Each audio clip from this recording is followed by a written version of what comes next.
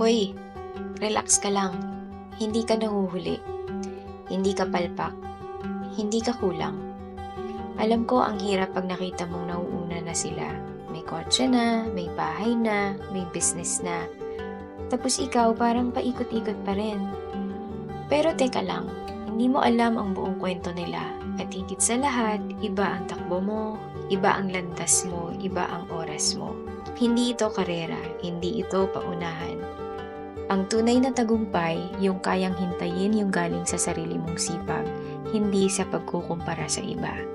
Kaya kung nararamdaman mong nahuhuli ka, paalala lang, wala kang deadline sa buhay, walang tamang edad para umangat.